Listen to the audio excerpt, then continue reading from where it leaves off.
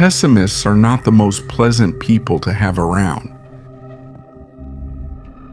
I don't want to, but I can be. Critical, but movies and series can make these characters incredibly appealing. Happy or sad. Lonely, detached, and showing little emotion, pessimists are the result of a traumatic past. How do you end up like that?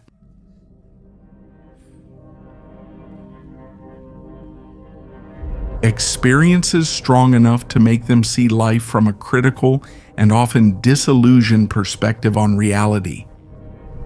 And today I want to bring a point of view that will show you why pessimism isn't all bad. What do we have to learn from pessimists, and are they the ones who come closest to reality? And more than that, isn't the label pessimist just a pejorative way of referring to realistic people? I'd consider myself a realist, but in philosophical terms, I'm what's called a pessimist.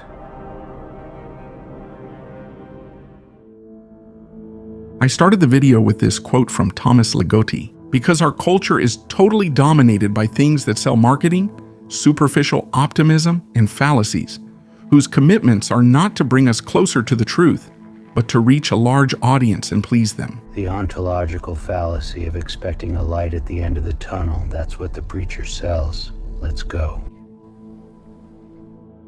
See, the preacher encourages your capacity for illusion, then he tells you to fucking virtue. People dedicate their time and money to hear what they want, to receive in return confirmation that their thoughts are appropriate, a principle that will inevitably lead you to fragile and superficial thinking.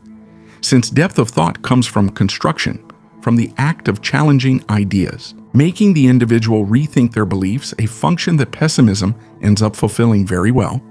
Good. But before going deeper into pessimism, to avoid confusion, I will separate pessimists into two categories, the superficials and the... He is the one who found in pessimism a way to react to the negative events in his life. He is someone who rejects the world because he lost trust in it, someone who saw his life become bitter, but he also didn't bother to dig deeper into the reasons why. Surely you must know someone like that in your life, and even to help illustrate what I'm talking about. There are two cartoon characters who fit this idea pretty well, Old Fredricksen from Up and Doc Hudson from the movie Cars. I keep that to remind myself never to go back. Now, the deep pessimist is the one who, unlike the superficial pessimist, went deep to understand the reason behind his negative view of the world. They are the ones who, in their attempts to understand the world, went far enough to realize its complexity and our inability as human beings to fully comprehend it. Their arguments are well-founded. They are not simply empty grumblings from someone who has completely lost their confidence and hope in the world. And, to mention two examples from cinema, I'll include the characters Russ Cole from the series True Crime Detective and Detective Somerset from the movie Seven. Anyone who spends any time with me finds me quite unpleasant. It's important to make this distinction right away, because in this video I'm going to approach pessimism from the perspective of this second group, the deep pessimists.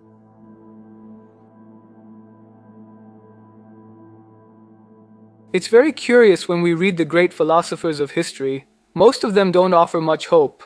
On the contrary, most of their diagnoses tend to be relatively negative. When you start getting interested in expanding your thinking and look for authors who are committed to developing a sincere and well-founded view of life, some questions soon come to mind.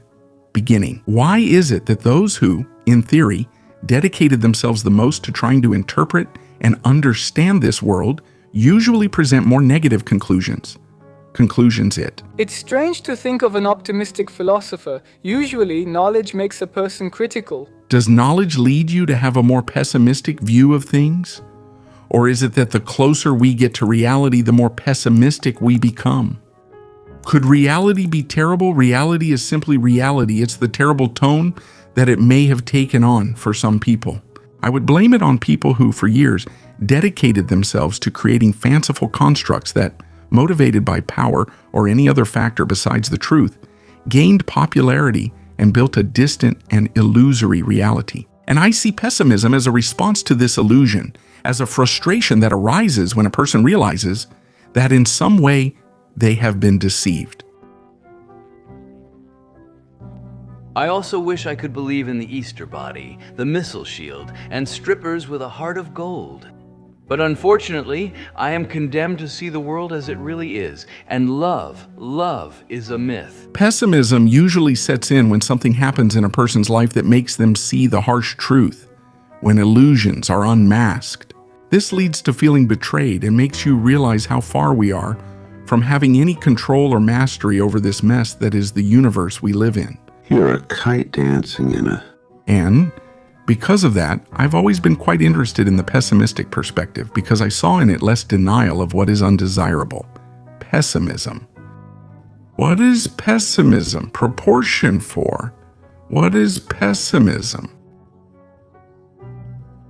And they ended up making me stronger and making me more prepared to face life. Life.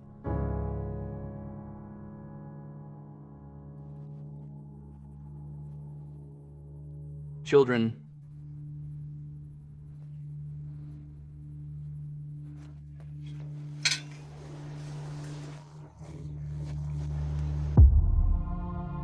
I couldn't make a video about pessimism without mentioning the character Rusco from the first season of True Detective, in my opinion, one of the best built characters of all time. He was one of those characters who stayed in my mind for a long time after I finished the series.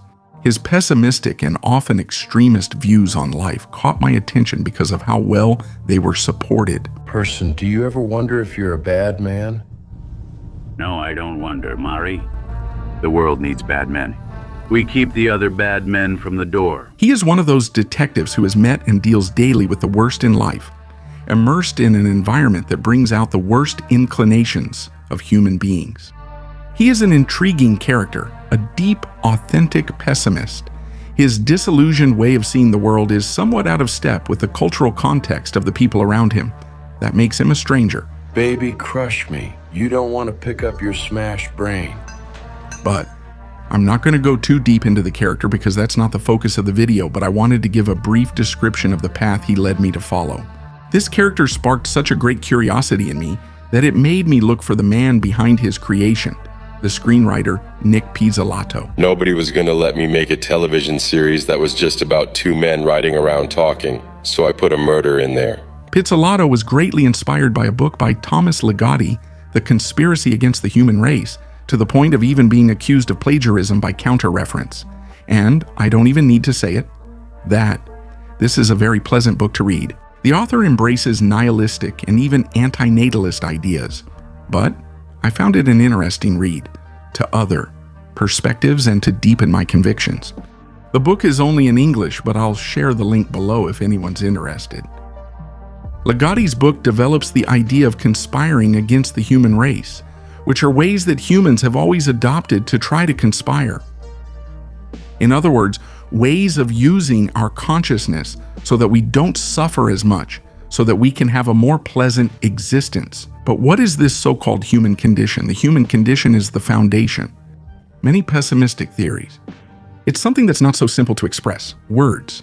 But, not to go on too long, it would be kind of the fact that our mind, our capacity for understanding, is limited when faced with a complex and limitless universe. And many attribute to this limitation, to this condition, the reason why we develop a series of frustrations in life.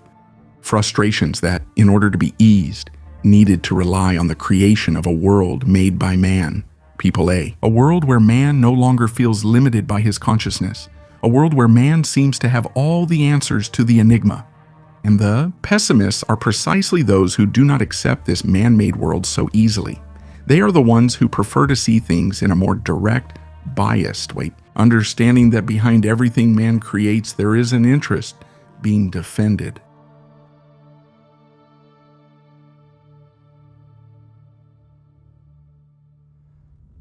I think human consciousness is a tragic misstep in evolution. We became too self-aware. A very common idea among pessimists is to condemn human consciousness, believing that we are its victims.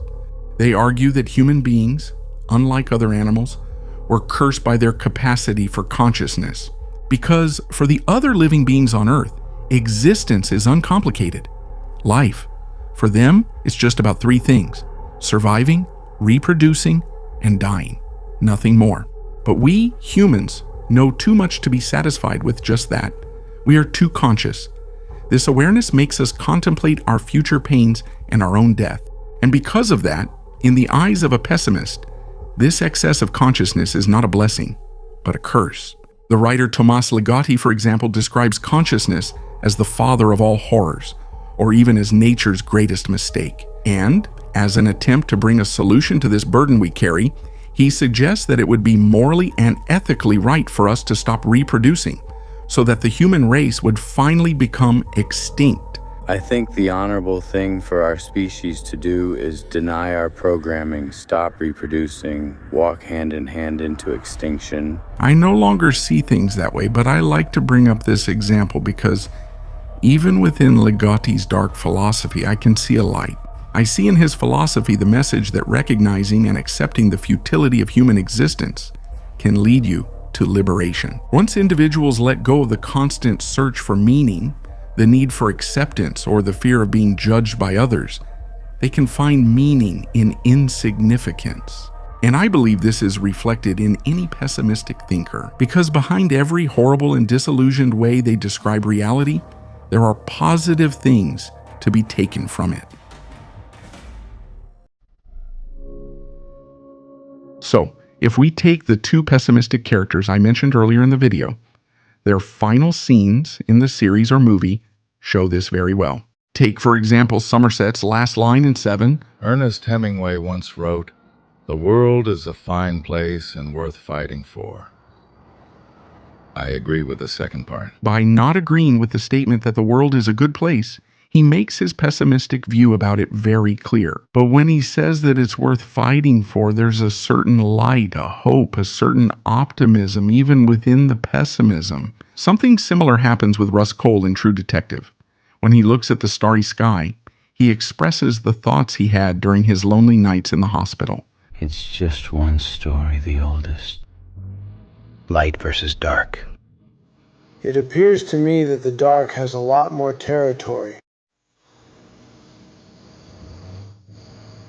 When we look at a starry sky, it's inevitable to come to the conclusion that darkness has more territory. And considering that here, he's drawing a parallel with life, his pessimistic view of the world becomes evident. But just take a look at what he says next. You're looking at her own sky. What is this? What is just Saradara?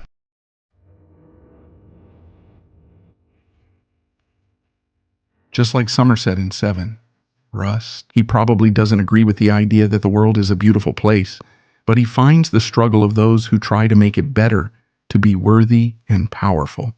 This thought brings me the idea that to see the light, you first need to recognize the darkness in the world, that simply denying this darkness is a very superficial way of dealing with reality.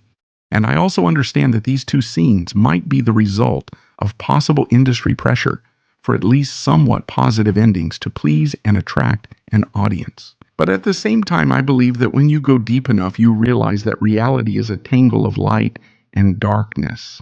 Doing. So if you want to see the darkness, you can, but if you want to see the light, you can too. See? And there is no right or wrong. What's important is to look at life sincerely. So when I say that pessimism is not all bad, it's because I see in it an invitation to look at the world in a more sincere way. While the vast majority of people write to meet expectations and criticism, a pessimist can usually afford to care less about that. He knows that his ideas will be strongly rejected, and that's why I see in them a greater freedom to express themselves more sincerely. Unlike most philosophies, pessimism isn't too concerned with giving you advice or telling you how to move forward. This can leave you lost or destroy your reality. But that's how we find what truly matters in this life. Through reflection, digesting discoveries, and constantly trying to adapt them to the context of your life. Our culture condemns pessimism too much because it's considered an unhealthy strategy for dealing with life. But that's just coach talk. There's nothing more shallow than thinking of philosophy as a strategy. And many will say that pessimism is not the path to happiness. But then, what would that path be? Or better yet, what is happiness? Is happiness something real or just a human dream or delusion? The deep pessimist knows about the human condition, about the complexity of life, and therefore these ideas of the right paths, ready-made answers, or absolute truths, it's something he completely dismisses nowadays.